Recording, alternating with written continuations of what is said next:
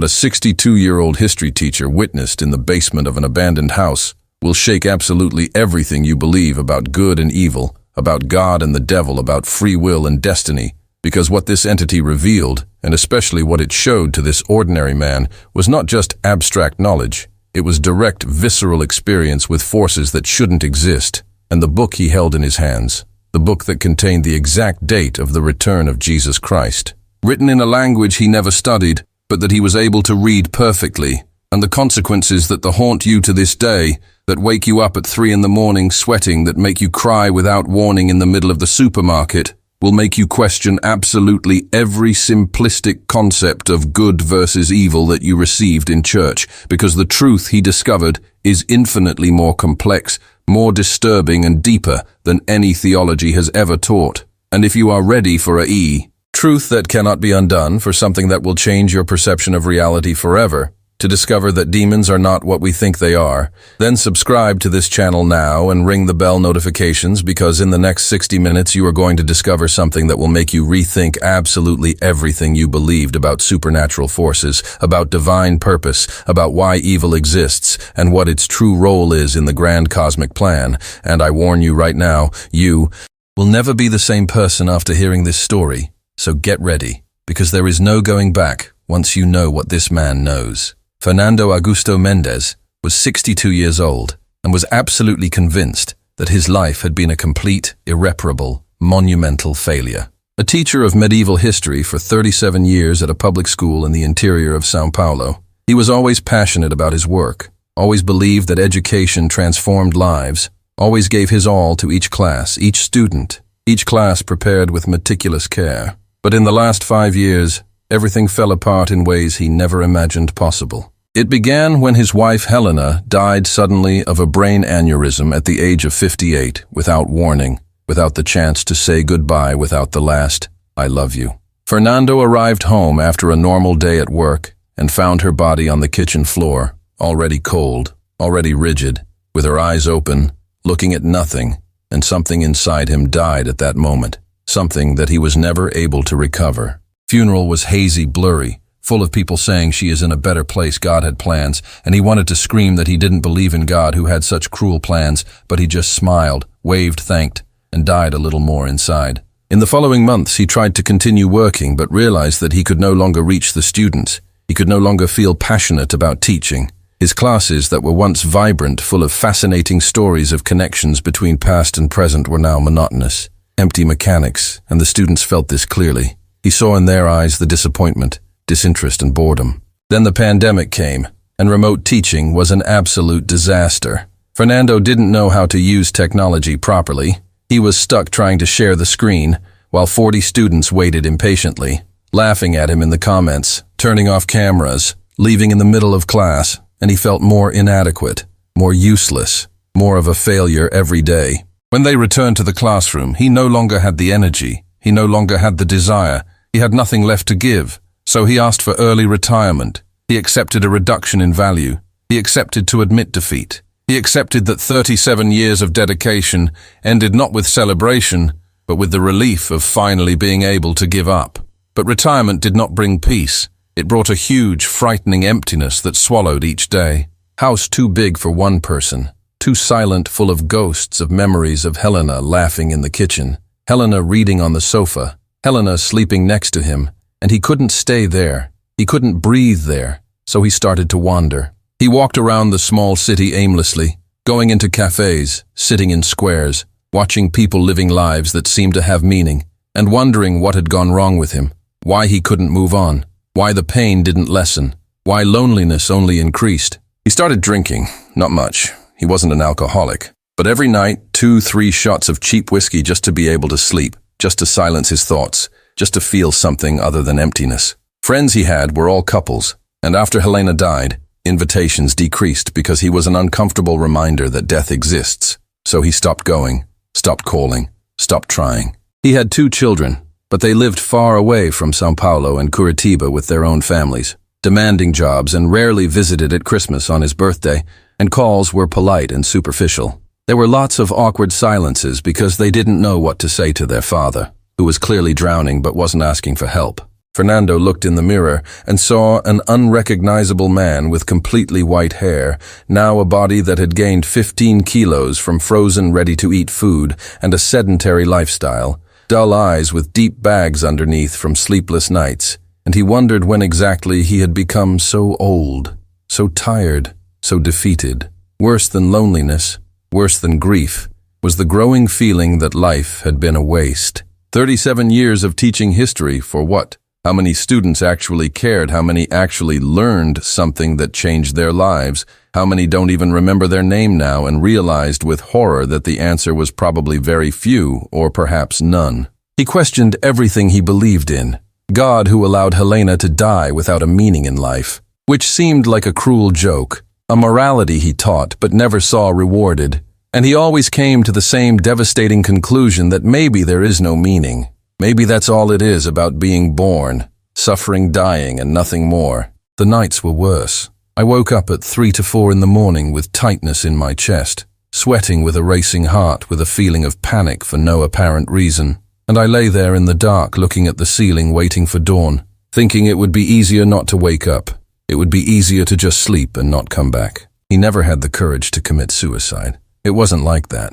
But the thought began to appear with worrying frequency, like a seductive whisper saying, "You don't need to continue. You've suffered enough. You can rest." And he didn't have the energy to argue with this whisper. He just listened to it and considered it. And it scared him because he knew he was dangerously close to a line he shouldn't cross. It was 3 hours and 47 minutes on the morning of March 17th, 2024, when Fernando Augusto Mendez woke up again with a racing heart, body drenched in sweat, feeling of suffocation. He tried to go back to sleep, turning from one side to the other, but the anxiety was unbearable, the feeling of the walls of the room closing in on the air, becoming too heavy. So he got up, put on some sweatpants, an old shirt, a jacket because March was still cold in that region, and went out. He had no destination, he had no plan, he just needed to walk, he needed to move his body, he needed to escape the thoughts that were devouring him. City streets were completely deserted, eerily empty under yellowish streetlights that created long, eerie shadows. He walked aimlessly for 20 minutes, maybe 30. He lost track until he found himself in a peripheral neighborhood of the city, a part of the city that he didn't know well. Simple houses, unpaved streets, and empty lots. And then he saw the house. It was an old colonial building, probably from the beginning of the 20th century, completely abandoned, broken windows, weeds growing high in the garden, rusty gate, fallen, peeling wall. Something in that house called Fernando, something that couldn't explain magnetic attraction, irrational compulsion. He stopped in front, looking. The house exuded sadness. You could feel the weight of abandonment, of forgotten stories of lives that passed through there and left nothing but ruins. Gate was open, or rather fallen down, so getting in was easy. Fernando hesitated. He thought, this is an invasion. It's dangerous. It's stupid. But part of him didn't care. Part of him thought, what else do I have to lose? So he went in. The garden was completely overgrown with weeds up to chest height. It was necessary to push plants with your hands to make way for the front door, which was ajar, rotten wood that gave way easily with a light push. Inside was even more bleak old furniture covered in dust-thick cobwebs everywhere, musty smell of rotting wood from standing still. Moonlight streamed in through broken windows, creating strange patterns on the floor. Fernando entered slowly, stepping carefully on boards that creaked ominously. The living room had a ruined sofa with torn, yellowish foam upholstery, and a coffee table broken in half. Pictures on the wall were so faded that it was impossible to see what they portrayed. He went to the kitchen, rusty sink, cabinets with fallen doors, ceramic floor broken in several places, then a dark corridor that led to the back of the house, and there at the end of the corridor a door that was different from the others. A thick, dark wooden door closed with a large lock. Something about that door made Fernando's heart stop racing. Even more cold sweat running down his back because he had an unmistakable feeling that he shouldn't open that door, that something wrong was behind it. But at the same time, the attraction was irresistible, as if something was pulling him, as if he had no choice. He approached slowly, his hand shaking when he touched the cold, damp doorknob. The lock was rusty, but with effort he managed to open it, making a loud metallic noise that echoed through the empty house. Door opened heavily, revealing wooden stairs leading down to the absolute darkness basement. The air that rose from the basement was icy, much colder than the rest of the house, and smelled of earth and damp and something indefinable that made Fernando's stomach turn. He used his cell phone as a flashlight, illuminating steep steps covered in dirt. He slowly descended each step, creaking loudly as if the wood was giving way, flexing dangerously under his weight. The basement was a small, low ceiling, exposed brick walls, a dirt floor, and in the center, exactly in the center, there was something that made Fernando freeze completely. It was an altar. There was no other word. Dark stone table surrounded by black candles, all long extinguished, melted into grotesque shapes, strange symbols drawn on the wall behind symbols that Fernando vaguely recognized from studies of medieval occultism, inverted pentagram, upside-down crosses, inscriptions in Latin that he could not fully read in the dim light. And on the altar, there was a book. Immense book bound in very dark, almost black leather worn by time with symbols engraved on the cover. Symbols that seemed to pulse even in the dim light of the cell phone. Fernando should have run. He should have gotten out of there immediately. Every instinct screaming danger, screaming escape, but he couldn't. He couldn't move. He couldn't take his eyes off that book. Then he felt it. Presence. Someone or something was there with him in the basement. He didn't see it. He didn't hear it. But he felt a presence as real, as palpable as the weight of the freezing air. Voice came from everywhere and nowhere, deep voice that vibrated, not in the air, but inside his chest, inside his bones, inside his mind. Fernando, I was waiting for you. Absolute terror paralyzed Fernando, every muscle tense, his entire body shaking, mind screaming, impossible, impossible, impossible. He tried to speak, but his throat was closed. He tried to move, but his legs didn't respond. He stood there, cell phone light shaking in his hand that he couldn't control. Voice remained calm, almost gentle tone that contrasted horribly with the situation. Don't be afraid, Fernando. I didn't come to hurt you. I came to show you something. I came to give you answers to questions you've been asking for so long. Fernando finally managed to force words out of his broken, hoarse voice. Who are you? What are you? Silence for a moment too long, then a response that made Fernando's world collapse. I am the one you call a devil. I am the one who was expelled. I am the one who carries truth that heaven does not want you to know. Fernando's legs gave way, and he fell to his knees in the cold earth of the basement. The cell phone fell to the side, lighting up the wall, making shadows dance madly. Mind trying to process, rationalize. I'm hallucinating. I'm having a mental breakdown. I drank too much. I took something without realizing it's not real. It can't be real, but deep down in the depths of your soul, you knew it was real, more real than anything you've ever experienced. Voice continued, and this time, Fernando saw it. Gradual materialization in the corner of the basement, starting as denser shadow, then humanoid shape, then defined features, until there was a fully formed figure. It wasn't a red creature with horns and a tail from medieval paintings. It was a male human figure, the appearance of a man of perhaps 40 years old, tall, approximately 6 feet tall, thin, almost skeletal, wearing an impeccable black suit. Completely anachronistic in that dirty basement. Figure smiled a smile that didn't reach his eyes. You feel fear. It's natural for everyone to feel when they meet me for the first time, but I promise, Fernando, I didn't come to harm you. I came to free you. Fernando found his voice again despite his tremors. Free me from what you are, demon. You are evil personified. Why the hell would I listen to anything you say? Figure stepped forward, graceful, predatory fluid motion. Fernando. This is exactly the question I want you to ask. This is a doubt that you need to question, because the answer they gave you your entire life is a lie carefully constructed to keep you trapped, to keep you obedient, to keep you afraid. Pause, letting the words sink in. I call myself Lucifer, although that is not my real name, just the one that humans gave me. And yes, I was expelled from heaven, but not for the reasons they told you, not because I wanted to be greater than God, not out of blind pride. Not out of pure evil. Fernando shook his head, trying to clear his thoughts. So why was he expelled? Lucifer sat on the floor, crossing his legs, a bizarrely normal, casual movement. I was expelled because I questioned it, because I saw a plan that was being created, and I disagreed, because I defended the absolute free will of humans against divine control. Voice became more intense. God created them. Yes, but he created them with a collar. He created them with built-in fear. He created dependence of his approval, created them to worship, to obey, to never question. And when I saw this, when I saw that humans would be kept as eternal children, never allowed to grow, to mature, to become deities in their own right, I objected. Fernando felt dizzy word divinities in their own right echoing in his mind. Lucifer continued. I said free them, let them truly choose, let them experience complete knowledge, good and evil, light and darkness, creation and destruction. Let them grow. But God refused. He said humans are not ready. They need to be protected, guided, controlled. And when I insisted, when I gathered others who agreed with me, we were cast out, labeled as enemies, as evil, as tempters. He stood up, showing his hands. And since then, my role has been exactly to give humans what heaven denies, real choice, complete knowledge, power to create one's own destiny. And that is why I am painted as a villain, as a devil, as the source of all suffering. Fernando's mind spinning, processing. It will be madness. It will be true. But you tempt people. You corrupt them. You cause harm. I have seen cases of possession of people destroyed. Lucifer tilted his head. Possession does happen, but not in the way they think. I don't invade by force. I just enter when invited, when human opens the door, when I choose consciously or not my frequency. And even then, I don't control. I don't enslave.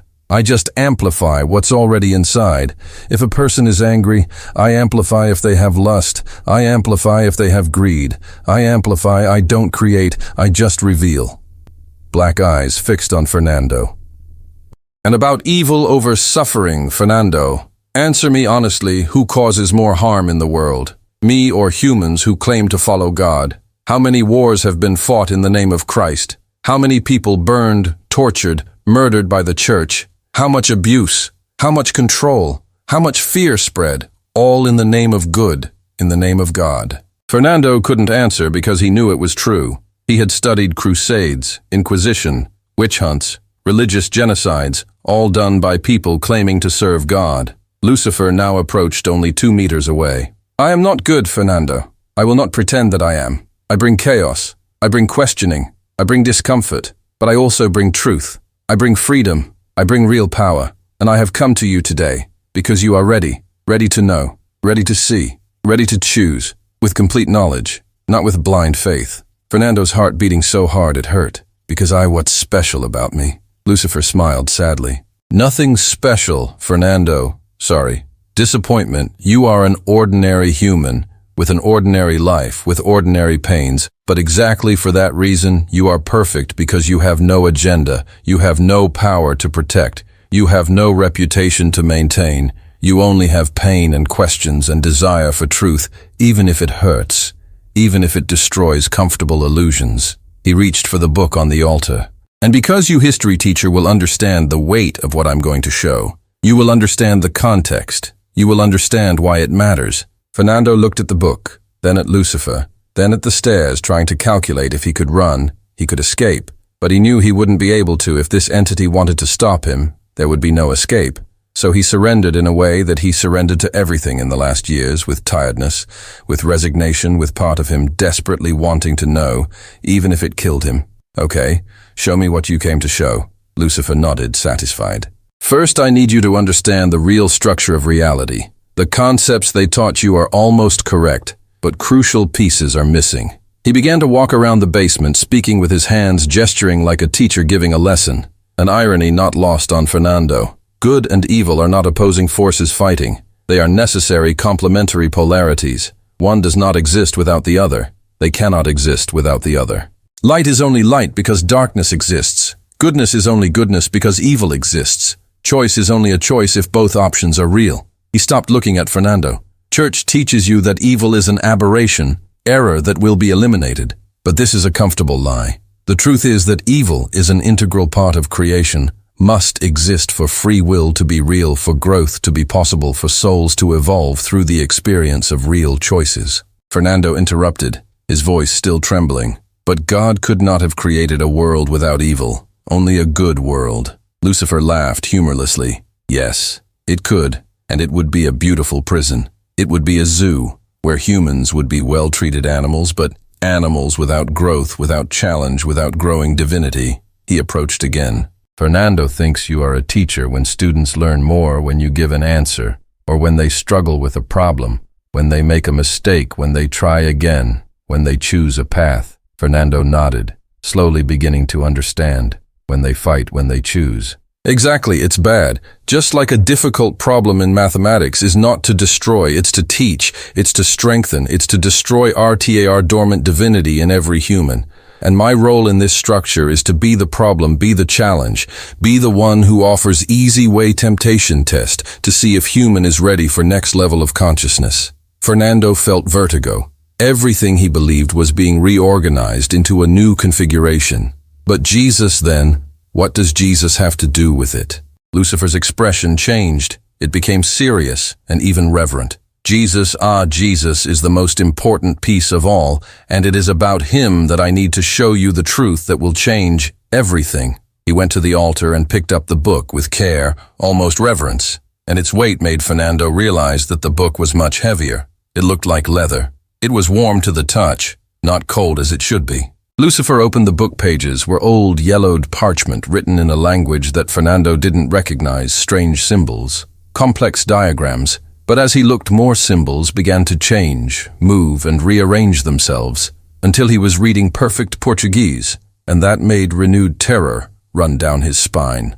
This book, Fernando, has existed since before time records, not the past, but future potentialities records, not what happened, but what could happen, based on choices being made now. He turned pages, each one showing events, wars, rises, falls, all in impossible detail. And here we find the most important section on the return of Christ. Fernando's breathing stopped. You know when he comes back. Lucifer found specific page covered in dense text of number diagrams. Yes, I know, and I will show you, but first you need to understand the full context. You need to know who Jesus really is, what his mission was, why he had to die, and why he will return. He sat down again, gesturing for Fernando to sit too, and Fernando obeyed, body moving automatically, mind focused completely on the words. Jesus was not the Son of God, in the sense that the Church teaches he was not the only special one chosen above all.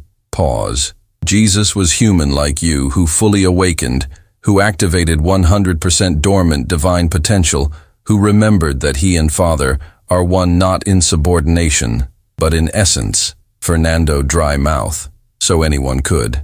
Anyone can exactly. That's why Jesus said you will do greater works than these. That's why he said the kingdom of God is within you. That's why he taught not through dogma, but through living demonstration. Heal lepers, raise the dead, walk on water. You can because you are divine who have forgotten divinity. Lucifer's voice was passionate. Jesus' mission was not to die for your sins. This is a distortion created later. A useful distortion to maintain control, to maintain dependence. No, you are a sinner. Only Jesus saves. You need the church. You need an intermediary. You need permission.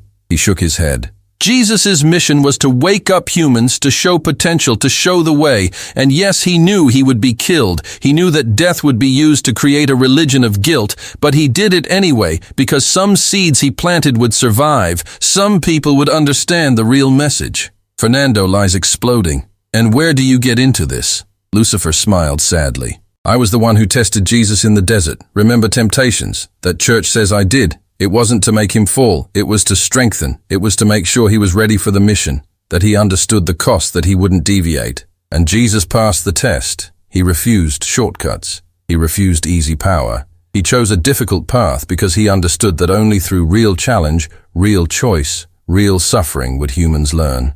Black eyes glittered. And Jesus and I are not enemies, Fernando. We are collaborators in cosmic dance. I offer choice. He offers inspiration. I show darkness. He shows light. And through both, through experience of both souls grow. Fernando feeling as if the ground had disappeared beneath him.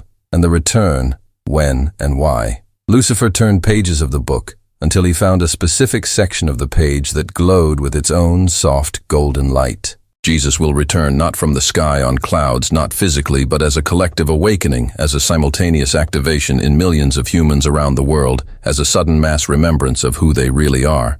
Finger tracing text. And data is here, based on not only planetary but consciential alignments, based on when sufficient numbers of humans are ready, when critical mass is reached, when the Earth's morphogenetic field reaches a specific frequency. Fernando leaning over to see. And when does this happen? Lucifer looked into his eyes. Easter of 2033, exactly 2,000 years after Jesus' death, on what you call Good Friday. Heavy pause. April 1st, 2033, between 6 in the morning and noon. Jerusalem time waves of awakening will begin sweeping the planet like a tsunami of consciousness. And everyone who is ready, everyone who has cultivated high frequency, everyone who has done inner work, will simultaneously wake up, remembering rarely who they are, will activate latent Christic potential. Fernando, hands shaking. And what happens to those who are not ready? Lucifer, dark expression. They continue sleeping. They continue in illusion. They continue in a cycle until they are ready. There is no punishment. There is no eternal hell. Just more time, more incarnations, more opportunities, until they choose to wake up. Because free will is absolute. No one can be forced to awaken. Closed book. And my role in this return is to prepare humans, through challenge, through chaos, through breaking old systems that keep you asleep. Everything that is collapsing now, economies, governments, religions, institutions, I am behind this, destroying old structures so that new can be born. Fernando, feeling the crushing weight. Why show me this? Why tell me? Lucifer got up, helping Fernando get up too. Because you asked, Fernando, not in words but in soul. You begged for answers. You asked to know even if it hurt, and I always respond to genuine requests. He placed his hand on Fernando's shoulder, and the touch was too warm.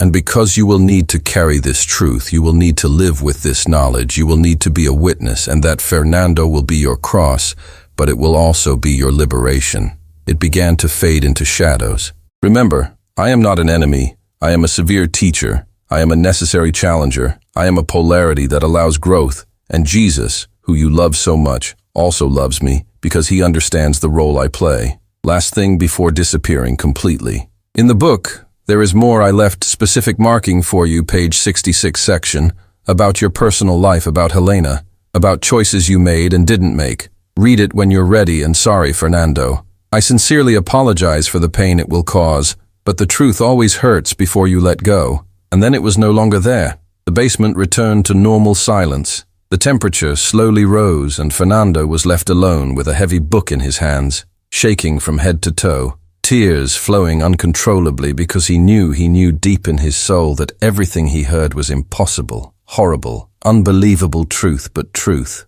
and that would change absolutely everything. Fernando stood there for who knows how long, minutes, hours, holding a book, looking at where Lucifer had been trying to process, trying to understand, trying not to go crazy. The cell phone's light had gone out a while ago, so the darkness was almost complete. Just a strange, faint light coming from the book he was holding. Finally, legs moved, body climbing stairs automatically, mind still stuck in a loop of everything it heard. He left the house, crossed the garden, returned to the street, and the sky was starting to lighten with the first soft pink and orange colors of dawn that seemed completely wrong, because the world shouldn't continue as normal. The world should be different, because he was different. He walked home, still holding the book to his chest as if it were treasure or a bomb. He didn't know which. Streets were starting to be busy, people going to work, cars passing by, normal life continuing, and Fernando wanted to shout at them, "You don't understand. You don't know. Everything is a lie. Everything is a test. Everything is much more complex." But he knew he would seem crazy, so he just walked in silence. He arrived home, entered, locked the door, went straight to the living room, sat in an old armchair that belonged to Helena, and finally looked at a real book in natural light. Cover was black, worn leather, with stains that could be blood or wine or just age deeply engraved symbols. Inverted pentagram eye inside triangle snake, eating its own tail cross upside down. All symbols that church said were evil. But now Fernando no longer knew what was evil, what was well, what was true. He opened the book, and the pages were heavy, thick yellowed parchment with an old earthy smell. Text changed as I looked, starting with symbols, then Latin, then Greek, then Hebrew, finally Portuguese, and this should be impossible, but after the night it became impossible, it lost its meaning. He leafed through slowly, seeing pages about creation, about fall, about flood, all told from different perspectives, perspectives that made God seem less benevolent, more complex, more ambiguous. He reached the section about Jesus and read it. Description of Jesus as a human who fully awakened through specific practices, fasting, meditation work with energy, until he activated the pineal gland, until he accessed the quantum field, until he remembered divinity. Description of miracles not as supernatural, but as the application of natural laws that most do not know, cure through frequency, multiplication, through consciential manifestation, resurrection, through dominion over matter. And then, section about return text that glowed slightly. Read a detailed description of April 1st, 2033, how the dawn of that day would be different, how the air would vibrate strangely, how people around and the pain of the world would simultaneously feel as if they were waking up from a long sleep.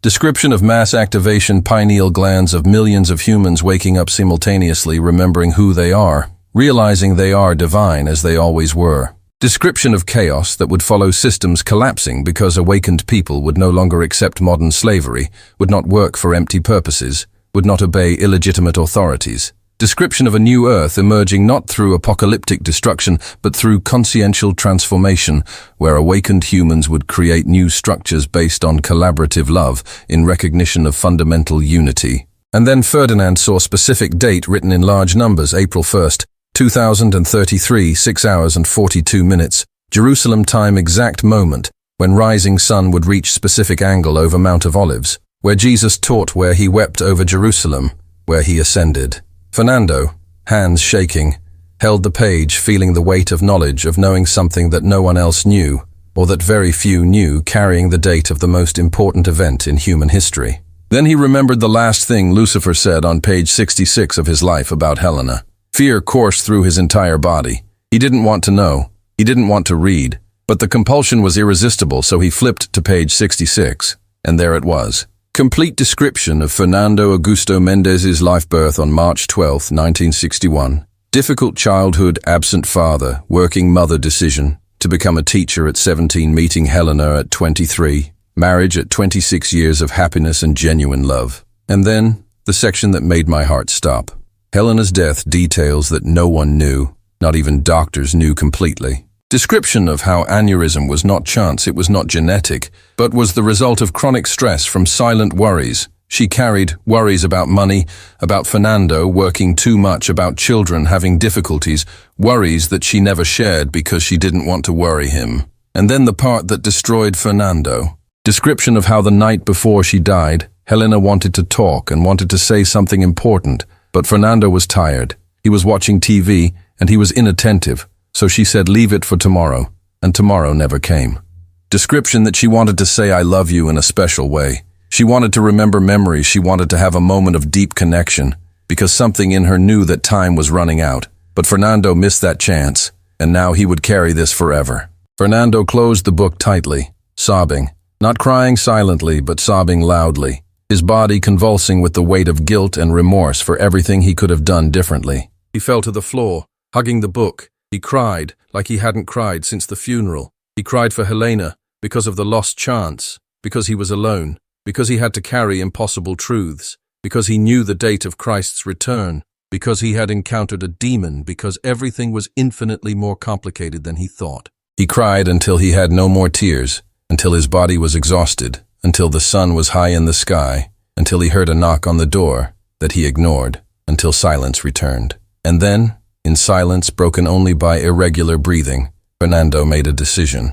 I wouldn't go back to normal life, I couldn't after that. I needed to understand, but I needed to process. I needed to figure out what to do with the knowledge I had. He looked at the book still hugged to his chest and whispered to the void, if this is true, if you are real, if Jesus returns in 2033, then I need to be ready. I need to help others to be ready. I don't know how, I still don't know what to do, but I promise I won't waste this. And at that moment, he felt presence again. Not Lucifer, but something different, something softer, more loving. And a voice came not from outside, but from within his own heart, saying, I heard you, Fernando, and you are not alone. He never was. And Fernando knew it was an answer. It was confirmation that the journey was just beginning. The first few days after that night were the most difficult of Fernando's life. I couldn't sleep every time I closed my eyes. I saw Lucifer's face. I saw infinite black eyes. I saw a book shining. I saw the date, April 1st, 2033, flashing like neon in my mind. When I managed to doze off, I had nightmares and woke up at 3 in the morning at exactly 3 o'clock, screaming, sweating, with my heart exploding in my chest. He tried to go back to his normal routine, preparing coffee, eating, taking a shower, but everything seemed meaningless, as if he was watching someone perform life movements, but it wasn't really him anymore. I looked at people on the street, in the market, at the bank, and thought, you don't know, you have no idea demon is real. Jesus comes back in 9 years and all you know is a lie. And the loneliness of that was overwhelming, because I couldn't tell anyone. Tried once. 5 days after meeting, he called his eldest son, Paulo, an engineer in Sao Paulo. Conversation started normally. How are you, Dad? How are you? Work going well. Atmosphere then tried to introduce Paulo. I need to tell you something strange. Something happened that changed everything. And you could tell from the tone of voice, the son's concern. He thought it was about mental health, about depression. So Fernando tried to explain. He was in the abandoned house. I saw something. I talked to something. I don't know how to explain it. But I learned truths about Jesus, about demons. And Paulo gently interrupted. Dad, I think you need to talk to someone professional. I think loneliness is taking a toll. I think the grief hasn't been completely processed yet. I'll see if I can make an appointment with a psychologist nearby, okay, Fernando? He heard disguised fear in his son's voice, fear that his father was having a breakdown, so he stopped immediately. No, I'm not crazy, son. I was just thinking out loud, never mind, I'm fine. And he ended the call knowing that he wouldn't try again, knowing that he was alone in this. He kept the book in a safe place in a locked box in the bedroom closet because he was irrational, afraid that someone might find it, read it, might know it. But at the same time, he needed to have it close. He needed to know that he didn't imagine everything. Every 2-3 days I opened the box, took out the book, read different sections, always shaking, always feeling like I was doing something forbidden, something dangerous. He learned about the structure of the universe, about dimensions, about how consciousness creates reality, about how thought is the most powerful force that exists. He learned about other entities, about angels who are no different from demons. They just serve a different polarity, about celestial hierarchies, about wars in dimensions that humans do not perceive. Learned about Earth as a school, as a training ground, where souls come to grow through experience of choice of consequence. And the more I read, the more it made sense in ways nothing before did. The more lifelong puzzle pieces fell into place, explaining why suffering exists, why injustice happens, why good people suffer and bad people prosper, all part of choices and lessons for growth. But knowledge didn't bring peace. It brought more weight, because now I knew I had responsibility. Now I couldn't live in comfortable ignorance. Weight manifested physically in the body. He lost almost 10 kilos in 3 weeks because he wasn't hungry, because food tasted like ash, because his stomach was always tight with anxiety. Tremors in his hands that started on the night of the meeting never completely stopped, especially when he thought about Lucifer, especially when he remembered too hot a touch. I was constantly sweating cold, even on hot days. I had to change my shirt twice a day. It was soaked. Symptoms that any doctor would say were severe anxiety, perhaps PTSD. But Fernando knew it was more than that. It was the body processing experiences that the human body was not made to process. It was the nervous system recalibrating to a new frequency. He isolated himself completely. The few friends I had stopped calling because I always refused invitations. Children called once a week, and Fernando pretended to be normal, pretended he was fine, told lies about having started walking again, about having made friends with a neighbor, about thinking about taking a course, something so that they would stop worrying. The church he attended sporadically before Helena died stopped completely because he could no longer listen to simplistic sermons about good versus evil, about obeying God, about trusting without questioning, when he knew that reality was infinitely more complex. He sat alone at home for hours on end, looking at nothing, mind processing, reprocessing everything he learned, trying to integrate, trying to understand what to do now. And in darker moments that came mainly at 3 in the morning when I woke up sweating, I questioned everything again. And if it was an illusion, and if it was a mental breakdown, and if a book is just an old book that you found, and your mind created rest to deal with the trauma of grief. But then he remembered details that he could not have imagined. He knew the exact temperature of Lucifer's touch. He knew the smell of the basement, damp earth, and something else, something that he had no words to describe.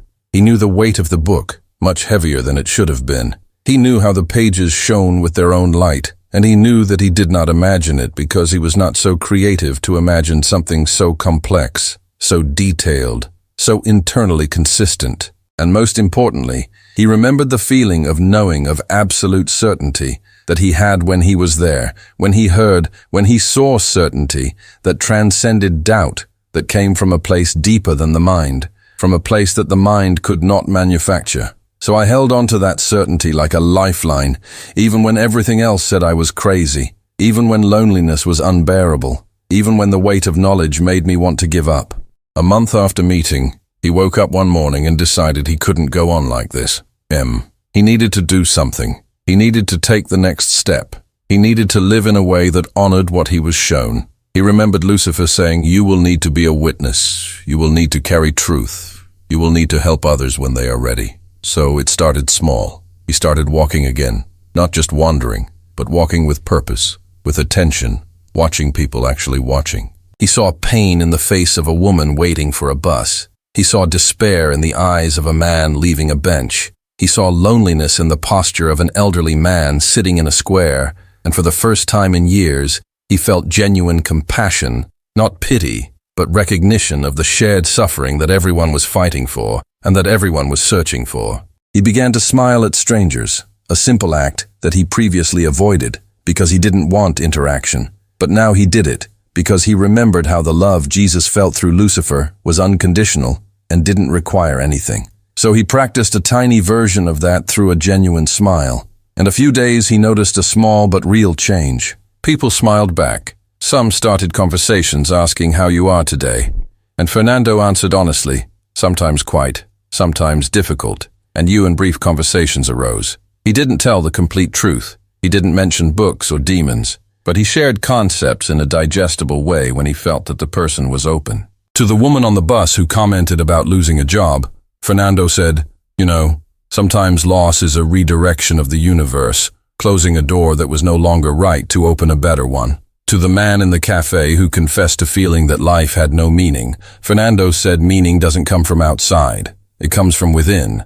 Everyone creates their own meaning through the choices of love connections they share. Small seeds planted without forcing, without preaching, just genuine human conversations. And Fernando realized that this helped not only others but himself, because it gave purpose, because it transformed suffering into compassion, and transformed knowledge into service. 3 months after meeting Lucifer, Fernando was in a small cafe in the city, at the same corner table where he sat every Thursday, now part of a new routine, reading a book, any novel he picked up in the library, just to have something in his hands when he saw her. Young woman, maybe 35 years old, brown hair tied up messy clothes, wrinkled red eyes, swollen clearly from crying, sat at a nearby table alone, ordered black coffee, and Fernando felt something tug in his chest, intuition or guidance, something saying, "Talk to her." He hesitated because he didn't want to be invasive. He didn't want to seem strange as an old man talking to a young woman, but Tug was insistent, so he gathered his courage and got up and approached her table. "Excuse me, sorry to bother you. I noticed that you seem to be having a difficult day. I can do something to help." She looked up in surprise, quickly wiping tears, face closing in automatic defense. "I'm not well, thank you." Fernando nodded. "I understand. Sorry to invade, I beg your pardon. I just acknowledged looking because I've had many days like this. I'll go back to my desk. But if you change your mind, if you want silent company, I'll just be there." He started to walk away when she spoke in a low, broken voice. "Wait, did you really have days like this?" He sat in the chair opposite after she waved. "I had many. I still have some.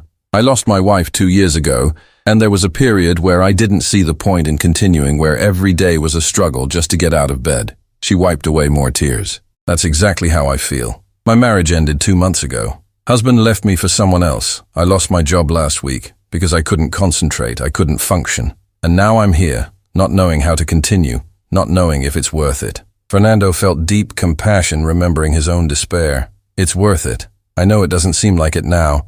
I know it seems like it will never get better. But it's worth it, believe me." She shook her head. "As you know, you don't know me. You don't know what I went through. You're right, I don't know specifically. But I know about pain, about loss, about wanting to give up. And I also know something else. Something I recently learned that changed everything for me." She looked curious. despite the pain. What? Fernando took a deep breath, choosing words carefully. I learned that suffering is not punishment.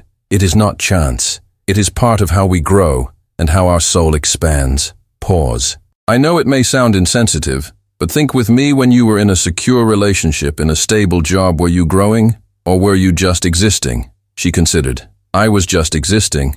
I guess I was comfortable, but I hadn't been happy for a while. Exactly then, the universe, or God, or whatever you want to call it, forced change, in a painful way. Yes, but change that was necessary for you to have a chance of finding something better, something more aligned with who you really are. Fernando felt words flowing from a deeper place. And as for it being worth it, I can assure you that it is, because you are here right now at this exact moment, in this cafe having this conversation, and it's not an accident. I don't believe in accidents. I believe in meetings that are orchestrated to help just when we need it. She looked at him, really looked. Do you really believe that? You're not just saying it to make me feel better. I believe with every fiber of my being. I believe because I lived. I believe because I was rescued when I was in as dark a place as you are now. Not through platitudes, not through empty advice, but through an encounter that changed everything, through the knowledge that was given to me. She wiped her face and took a napkin. What kind of knowledge? Fernando hesitated about how much he should share, so he decided to trust his intuition. Knowledge that we are much more than we think, that we have the power to create our reality, that thoughts and emotions are literally forces that shape experience, that we are not victims of circumstances, but creators of our path. She frowned. That sounds like law of attraction stuff. It is similar but deeper, because it is not just thinking positive and good things happen. It is understanding real structure of reality. It is knowing that you are spiritual being, having temporary human experience.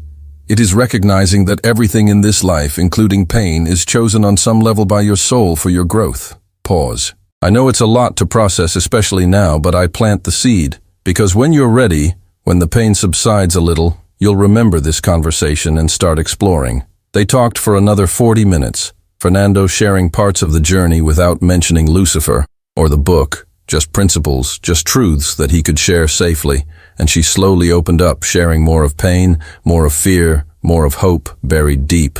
When they said goodbye, she thanked him in a way that made Fernando know that he had planted good seeds. They exchanged numbers, and she promised to keep in touch. 2 weeks later, she sent a message saying that she had started to meditate, that small things were starting to change, that she felt that their conversation had been exactly what she needed to hear. And Fernando felt for the first time since meeting Lucifer that there was a real purpose, that the knowledge he carried was not just weight, but also a tool to help others, and that changed something fundamental in him. While Fernando was standing there in the kitchen looking at messages on his cell phone, feeling gratitude and purpose for the first time in months, he thought about how many other people around the world were also awakening. They were also having synchronistic encounters. They were also being prepared for what would come in 2033. And you who are listening to this story now, tell me in the comments where you are watching us, which city, which country you are in, because it is profound to see how this message reaches souls in São Paulo, Lisbon, Luanda, Vancouver, Tokyo, Buenos Aires, each one with perfect timing, each one ready to hear truths that were hidden. Fernando felt that he was not alone, that there was an invisible network of awakened people forming around the planet, each one playing a small but essential part in preparing the path for return, preparing collective consciousness for the transformation to come. And this brought comfort, brought lightness, brought a feeling of belonging to something bigger than himself. 6 months had passed since that impossible night in the basement, and Fernando's life had changed in ways he never imagined possible, but not in the way that stories of transformation usually tell. It was not a linear journey from darkness to light. It was a complex spiral of advances and setbacks, of days of clarity, followed by days of doubt, but the overall trajectory was unmistakably upward. I had established a routine that maintained sanity. I woke up at 6 in the morning every day. No matter how poorly I slept, I forced my body out of bed. The first thing he did was sit in silence for 15 minutes. Not formal meditation because the mind couldn't stay still, but silence where he just breathed and allowed himself to feel whatever was present. Fear, gratitude, confusion, peace, everything was welcome. Then I walked 5 kilometers around the city, observing people, feeling the air, noticing details. Small birds singing sunlight on leaves, persons smiling at children, and these details began to matter in ways they never had before. I would return home, prepare a simple breakfast, wholemeal bread, eggs, fruit, and eat consciously, really tasting each practical bite that the book described as a way of anchoring in the present and getting out of mental loops.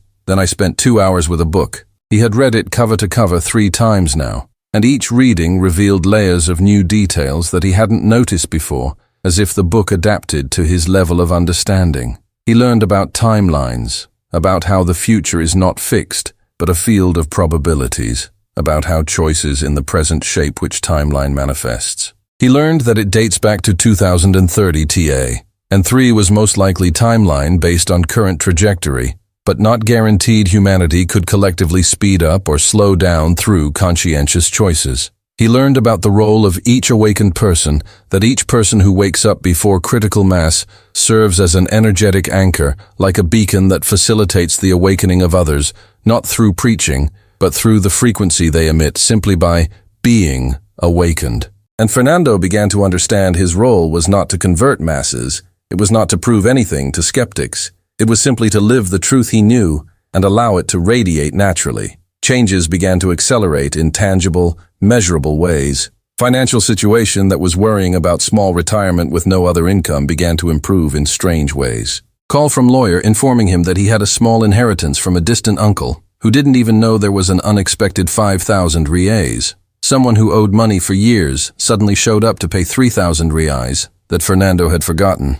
Opportunity to give private history lessons to students preparing for the entrance exam, 500 reais per student, 4 students. It wasn't wealth, but it was enough. It was more than enough. And the synchronicity of everything happening in quick sequence confirmed what the book said about manifestation. Health improved drastically. Chronic back pain that I had had for 10 years simply disappeared without treatment, without a medical explanation. Blood pressure that was always at the limit has normalized. Quality of sleep improved. I woke up less times per night, and when I woke up at 3 in the morning, it was now not with panic, but with clarity, with insights, with the sensation of receiving downloads of information.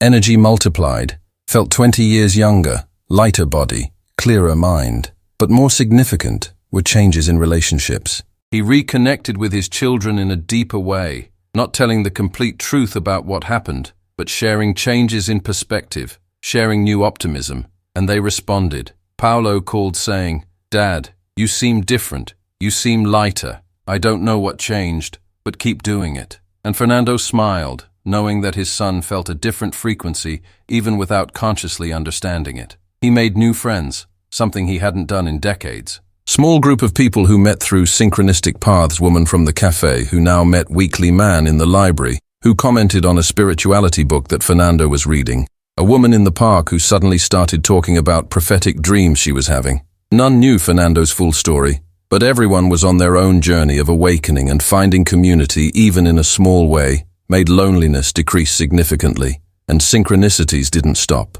I saw constantly repeating numbers, 11 hours and 11 minutes on the clock, 22 hours and 22 minutes, 3 hours and 33 minutes. I thought about someone, and she would call within an hour. I needed specific information and found a book about exactly that on the library shelf the next day. I asked internally for guidance and listened to music with lyrics that answered exactly what I needed to hear. Initially, he thought he was projecting patterns that the human mind makes, but it happened too often. It was too specific, and the book confirmed that synchronicities are the language of the universe, a way of confirming that a form of communication between dimensions is on the right path. He had experiences that he could not explain. Lucid dreams, where I flew, where I visited places that don't physically exist, where I met entities that taught, moments of expansion of consciousness, where for seconds, minutes, I felt unity with everything. I realized that separation is an illusion. I felt unconditional love flowing through everything. Quick visions, flashes of the future. He saw 2033. He saw a moment of collective awakening. He saw himself older, surrounded by people helping, guiding, not as a guru, but as a friend who went through the path before. And each experience, no matter how strange it was no longer frightening, but rather confirmed, expanded and deepened the understanding that reality is much vaster, more magical, more intentional than the consensus admits. But not everything was light. There were dark moments, moments of relapse, Days where I woke up with heavy doubt, maybe I really am crazy. Maybe none of that was real. Maybe I'm building a house of cards of illusion to deal with the pain of grief. Days where loneliness returned with force, where realizing that I couldn't share the complete truth with anyone was unbearable. Days where I looked at the date 2033 and thought, what if nothing happens? And what if it's just an empty prophecy like so many others? And what if I waste the rest of my life believing in lies? On those days, Fernando would return to the book, open it randomly, and always find a page that answered exactly the question he had. It was as if the book were alive, as if it knew what he needed to hear. And if the book wasn't enough, he remembered the meeting. He remembered Lucifer's black eyes with a warm touch. He remembered the absolute certainty he had at that moment, and that anchored him again. He developed a practice of reality checking when doubt arose. He closed his eyes, put his hand on his heart, took a deep breath, and asked internally, is this real? What happened to me is real, and I always felt the answer. Not in words, but in sensation, in deep knowledge. Yes, it is real. You are not crazy. Keep trusting. And then he opened his eyes and continued. Fernando noticed an interesting pattern. The more he lived in alignment with truths he learned, the more life flowed. When he resisted, when he doubted, when he tried to return to old patterns, life became difficult, stagnant, painful. It was as if the universe was constantly validating the way through constant feedback. Good way, things flow; wrong way, resistance appears. He began to see this as an internal compass navigation system that always pointed in the direction of greater alignment with the soul, and learned to trust this more than logic, more than external advice, more than fear. Relationship with the idea of God changed radically. Before, when I believed, it was a distant God in the sky, judging, punishing, demanding worship. After Helena died, she stopped believing completely because God would allow such absurd suffering. But now, after Lucifer, after book, after own experiences, I understood God as a fundamental consciousness field of all possibilities, not separate from creation, but fabric of creation, in creation, expressing itself through creation. He understood that Fernando was literally an expression of God, not a servant, not a creature, but extension, not separated, was never separated. Separation was always a useful illusion to allow the game of free will, but an illusion nonetheless. And that changed everything because it meant that when he prayed, he wasn't asking for external force. He was aligning with a higher aspect of himself. He was remembering the power he always had. He was claiming divinity, which was always his birthright. Prayer changed from, please God help me, to I am creator, I manifest. I choose high frequency. I attract abundance, love, health. From supplication to decree, from victim to conscious creator. And results were undeniable. Life responded to this new stance in ways it never responded to. Years of pleading prayers. Fernando was at home on Tuesday night, 9 months after reading a section of the book for the 4th time, about the nature of dimensions, about how physical reality is just one of infinite layers, when he felt presence. It wasn't Lucifer's presence. It was different, softer, more luminous, but equally powerful. He got up and looked around the room. It was empty, but the feeling was unmistakable that he was not alone. Then the voice came not from outside, but from within, resonating in the chest, in the bones, in the soul. Fernando, you have done well. You have honored the knowledge you received. You have planted seeds. You have lived the truth. Now it is time for the next step. Heart accelerated. Who are you? I am the one that Lucifer serves, although he does not easily admit it. I am complementary polarity. I am the one you call an angel. I am Michael, and I came to prepare you for what comes. Air in the room changed, became denser, more charged, and then he appeared. Not gradual materialization like Lucifer, but sudden presence, as if it had always been there and Fernando was only now able to see it. Tall figure, at least 2 meters tall, impossible to say exactly, because presence seemed to expand space around, wearing not clothes, but light, literally dressed in golden white light that gently pulsed, long white or golden hair, impossible to distinguish. Face of beauty that hurt to look directly, not ugliness, but perfection that was almost violent to human senses. Eyes not black like Lucifer, but bright gold that saw through everything. Fernando fell to his knees, not by choice, but because his legs couldn't support him. The presence was so intense, so pure, so powerful. Miguel smiled, and the room became warmer. Not physical heat, but emotional heat. Unconditional love flowing like a wave. Get up, Fernando. You don't need to kneel for me. I'm not better than you. I just serve a different function in the great cosmic dance. Fernando got up shaking. Why did you come what you want from me? Miguel walked around the room looking at books, looking at photos, touching objects, as if he was feeling their history. I came because balance demands if Lucifer showed you truths of dark polarity, I show you truths of light polarity. You need both to understand completely so as not to fall into the trap of seeing one as good and the other as bad, because both are necessary. Both serve a greater plan. He stopped looking at Fernando. Lucifer told you that Jesus returns in 2033. That is correct. But what he didn't tell you, because it is not his job to tell you, is how to prepare, not yourself, but others. How to live in the coming years to maximize the likelihood of being ready when the moment arrives. Fernando nodded.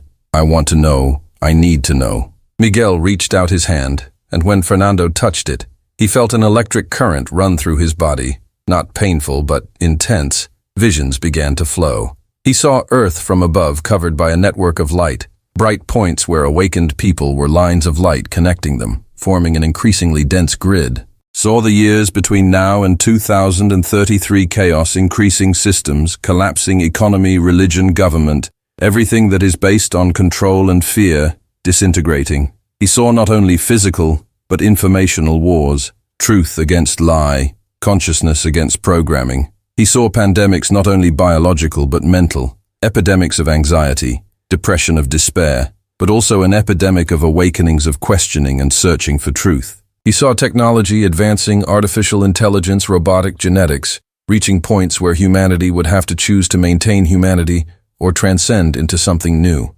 Extreme polarization saw people waking up quickly, while others desperately clung to old beliefs. Division growing to breaking point, but necessary rupture because only through extreme contrast does choice become clear. And saw critical moment Easter of 2033 sun rising over Jerusalem and simultaneously around the world. Millions of people feeling something change in the air, different frequency, then flash moment, where awareness of Jesus that was never just his but potential in everyone activating simultaneously in everyone who was ready. He saw these people waking up not from physical sleep but from conscious sleep, looking around and seeing, really seeing for the first time that everything is energy, that thought creates, that love is a fundamental force, that separation never existed. Saw immediate chaos following this awakening, because awakened people can no longer function in old systems. They can no longer work in jobs that serve no purpose. They can no longer obey authorities without legitimacy. They can no longer live lies. So society as we know it collapses, but not in violence, in simply stopping participating. And saw new earth emerging, awakened people creating communities, new structures based on cooperation and recognition of unity, in use of technology to liberate, not to control, reconstruction, not of old civilization, but of something completely new. Vision finished. Fernando returning to the room, breathing heavily, tears flowing without realizing it. Miguel still holding his hand. Then see what's coming. Fernando nodded, unable to speak. This is the most likely but not the only timeline humanity is still choosing from moment to moment, and each awakened person tips the scales. He let go of his hand. Your role, Fernando, in the coming years is threefold. First, continue your own inner work, dissolve shadows, cultivate love, keep frequency high because you are anchor, and anchor must be stable. Second, find others who are ready, don't preach, don't force, but when they appear, and they will appear, gently guide, share wisdom, plant seeds. Third and most important document, write your experience. Write truths that you learned not to publish now, but to leave a record. Because after 2033, when the new earth begins, there will be a need for records of what it was like for those who awakened first, of what the process was like. Fernando found a voice. How will I know who is ready? You will know, you won't need to guess. The universe will bring people to you through synchronicities, through encounters that seem coincidental, but are not. Trust the flow. Miguel began to slowly fade away. One last thing. Fernando, Lucifer, and I are not enemies. Despite serving different polarities, we serve the same purpose, awakening humans to divine potential. He through challenge me through inspiration, he through shadow me through light. And Jesus, whom we both love deeply, is the bridge between polarities, is the one who showed that integration of light and shadow is possible, is the path. And then it wasn't there anymore. The room went back to normal, except that nothing would be normal again. Fernando sat on the floor, processing second impossible visit. In 9 months, first demon, now angel, first shadow, now light, and both saying the same basic thing: get ready, help others, the return is real. He looked at the book still open on the table and understood that the book had come through Lucifer, but the message belonged to both of them. It was about balance and totality. He got up and went to the computer he rarely used and opened a blank document and started typing. Title: Testimony of Fernando Augusto Mendez on preparation for the return of Christ consciousness. And he started writing everything from the night in the basement, from the meeting with Lucifer, from the book, from the vision with Michael.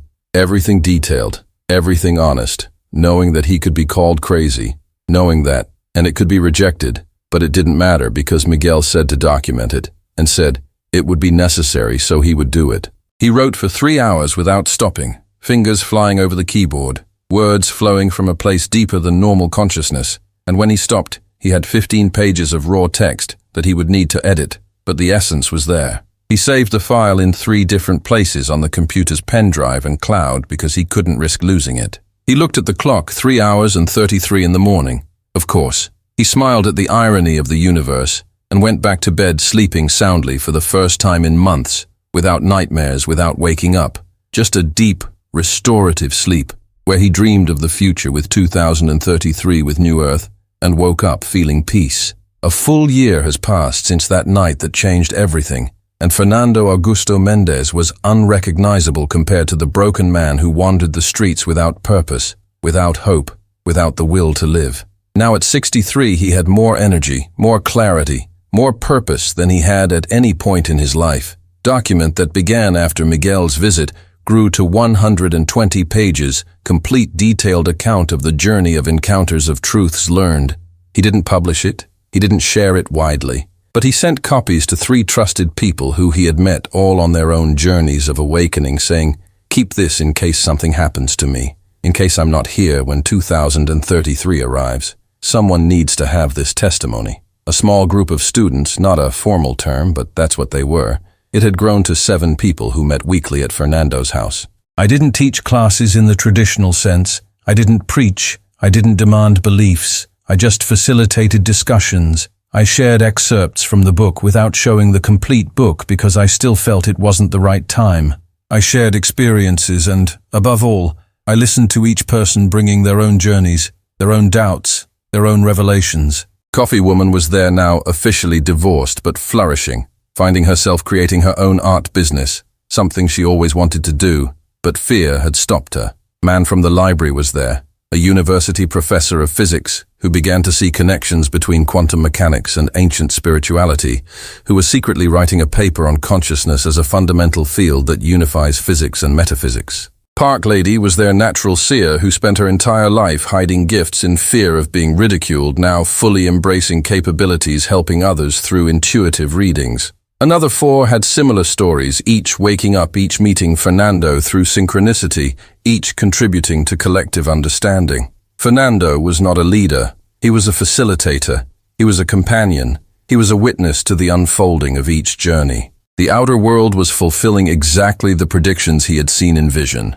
Unstable global economy, crisis after crisis, financial systems shaking currencies, losing value, people losing trust in institutions, extremely polarized politics, divided countries, divided families, violent arguments between opposing ideologies, each side certain of having absolute truth without realizing that both were trapped in the illusion of separation. Religions in crisis, people leaving churches en masse, especially young people who could no longer accept dogma that didn't make sense, abuse scandals being exposed, hypocrisy being revealed, control structures being seen for what they really were. Technology advancing at a frightening pace, artificial intelligence creating art, writing code, talking in ways indistinguishable from humans, raising questions about consciousness, about soul, about what it means to be human. Climate change accelerating extreme events, becoming normal hurricanes, fires, floods, droughts, displacing millions, forcing humanity to confront consequences of disconnection from nature. And parallel to the chaos, people awakening in increasing numbers, Fernando saw on social networks that he used minimally, but monitored. He saw in conversations overheard in cafes and queues people questioning, seeking to explore spirituality, meditation, awareness. Underground awakening movement that mainstream media ignored, but grew exponentially. Each month that passed, Fernando felt the moment approaching. He felt the acceleration of events, of synchronicities, of encounters, of revelations, not only for him, but for everyone who was paying attention. Earth was in chaotic, but necessary, painful labor, preparing birth of new consciousness, and the date, April 1st, 2033, shone on the horizon, ever closer now, less than 8 years away. Fernando had moments of doubt, especially late at night when his mind questioned what if nothing happened, and what if it was just an elaborate illusion. But then he remembered not just those of meetings with Lucifer and Michael, but of tangible changes in his own life, of transformations he witnessed in others, of impossible synchronicities that happened constantly, of a growing feeling that something big was coming, something that would change everything. And if it was wrong, if 2033 arrived and nothing happened, at least I had lived the last few years in purpose, in love, in service, in connection. At least I had transformed pain into compassion, loneliness into community, despair into hope, and that in itself was worth everything. But deep down in the deepest place of being, I didn't believe it was wrong certainty. It was unshakable, knowing it was visceral. Jesus was returning, not as a man descending from clouds, but as consciousness awakening in millions, as a collective memory of divinity, as each soul's return home, not a physical place, but a state of being home that was always inside, waiting to be recognized. To this day, 2 years after that impossible dawn in the basement, Fernando Augusto Mendez lives with the weight and gift of knowledge he received. It's no longer a man who found Lucifer. It's no longer a depressed retired professor. It's something else entirely. A witness, guardian, planter of seeds, anchor of light in an increasingly chaotic world. He still wakes up at 3 in the morning, often no longer with terror, but with activation, with downloads of information, with a feeling of being connected to something much bigger than himself. Sometimes he sits in the dark and just breathes. Sometimes he writes furiously, capturing insights before they dissolve. Sometimes he cries not with sadness, but with overwhelming gratitude for having been chosen, for being shown to have been changed. Books still carefully kept, only taken out to read in private, never shown to anyone in the group despite the temptation, because something inside says, don't wait yet. Documentation has grown to 200 pages, now more than a personal report. It is a preparation manual. It is a guide for others. It is a testimony of what it was like to go through awakening in a way that others who come later will have a map. They will have validation. They will know that they are not crazy. Small group grew to 12 people. Now weekly meetings are powerful, full of sharing, healing, and transformations. Fernando sees each person flourishing, sees gifts being activated, sees people who were broken becoming whole, and knows that this is the work he came to do. This is a legacy that will leave not published books, not fame, but lives touched, awakened souls, seeds planted. Relationship with children profoundly improved. Both comment on change in father, about how he seems more present, more loving, wiser, without fully understanding why. Fernando shares what he can, without scaring, without sounding crazy, and sees seeds being planted in them as well. They may not fully awaken until 2033, but foundation is being laid. Health remains excellent, 63-year-old body functioning like a man 20 years younger.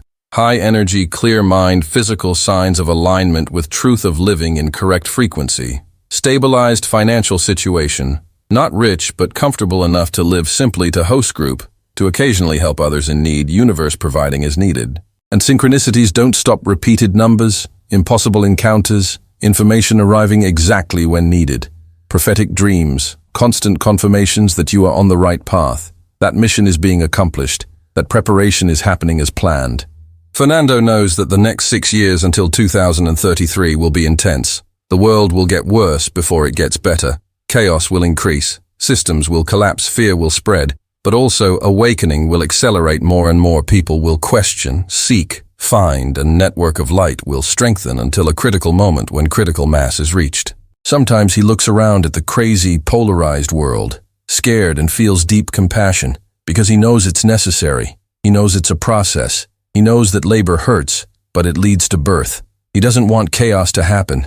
He doesn't pray for everything to calm down because he understands that real transformation requires the destruction of the old so that the new can emerge. Instead, keep frequency high, keep heart open, keep faith not in external system but in cosmic process, in greater wisdom on a plane that is greater than any human mind can fully comprehend. He still occasionally talks non-verbally but inwardly with Lucifer, thanking him for being chosen, for being shown, asking for guidance in difficult times, and he always feels a response. He always feels a presence. He has never been abandoned. He has never been left alone.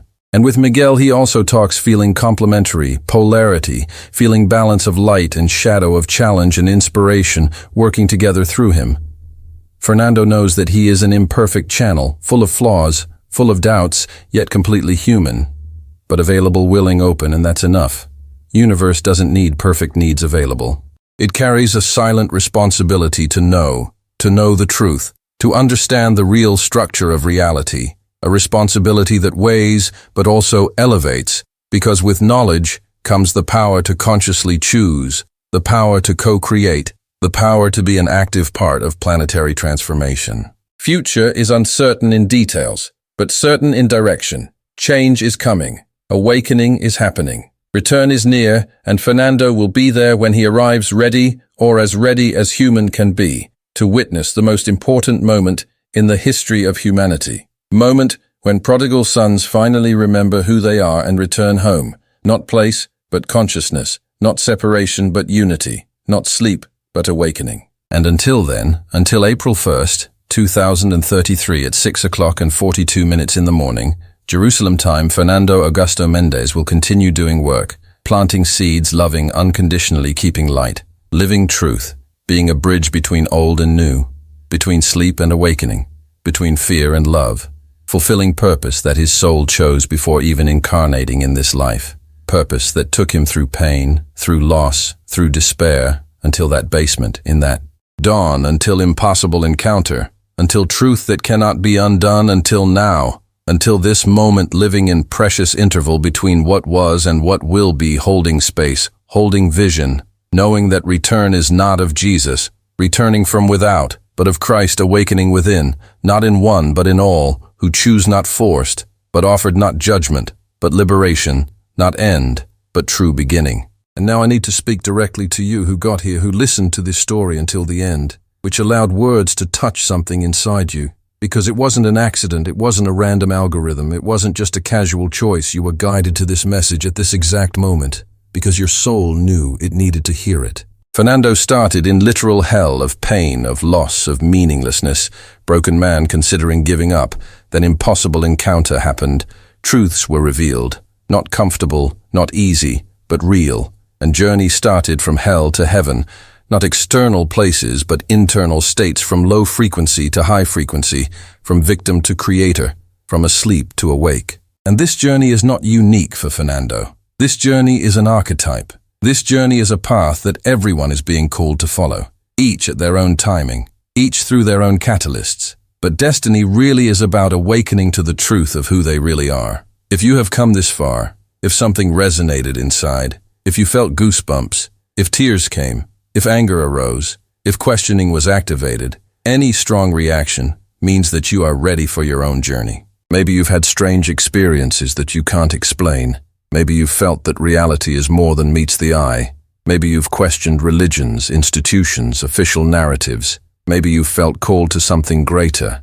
This is not madness. This is not imagination. This is not illusion. This is awakening, beginning. This is soul nudging. This is truth, emerging through layers of conditioning. If you always doubted religious dogmas, you were right. Intuition was correct. Church distorted messages for control. If you always felt that there was something beyond the material world, you were right. There are dimensions, realities, frequencies beyond physical vision. If you always believed in life after death and reincarnation in connection with the universe, you were right. It is not wishful thinking. It is fundamental truth. And about the return of Jesus on the date of 2033, about planetary transformation, you don't need to believe just because of Fernando's story. But ask yourself, look at the world around systems, collapsing, people awakening, increasing chaos. It doesn't seem like something big is preparing. It doesn't feel acceleration of events, of synchronicities, of change. The next few years until 2033 will be intense. They will be challenging. The world will seem crazier before it makes sense, but that is a necessary process. Destruction precedes reconstruction. Death precedes rebirth. Chaos precedes new order. And you have a choice. In every moment, you choose frequency. You choose thoughts. You choose emotions. You choose how you respond to external events. And these choices determine experience, determine reality, determine whether you will be ready when the moment arrives. Preparation is not about stocking up on food or building a bunker.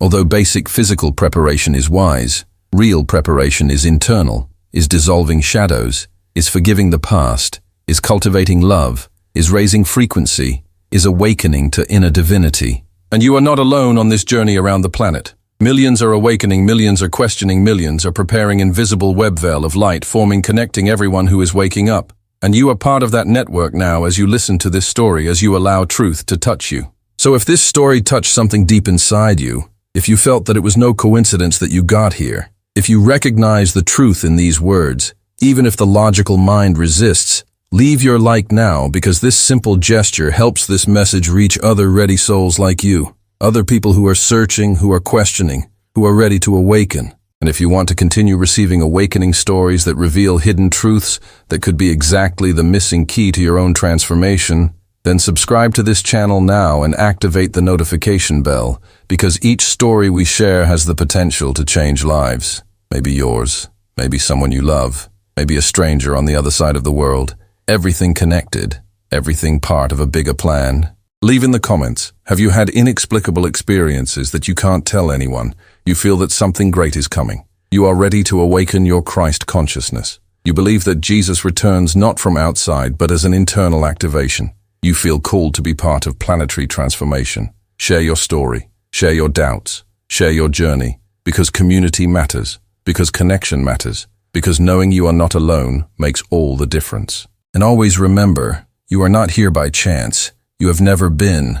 Nothing in your life was an accident. Every joy, every pain, every loss, every gain, every encounter, every farewell, everything preparing you for this moment of awakening to the mission that your soul chose before being born, the mission of being light in a dark world, of being love in a world of fear, of being consciousness in a sleeping world, of being a bridge between the old paradigm and the new. You have in yourself exactly what Jesus had, full divine potential, the ability to create, to heal, to love unconditionally, to transcend physical limitations, to manifest miracles. The difference is that he remembered who he was, and you are in the process of remembering. Christ's return is not him descending from heaven in a cloud of glory. It is you awakening to the fact that you and Christ are one and have always been.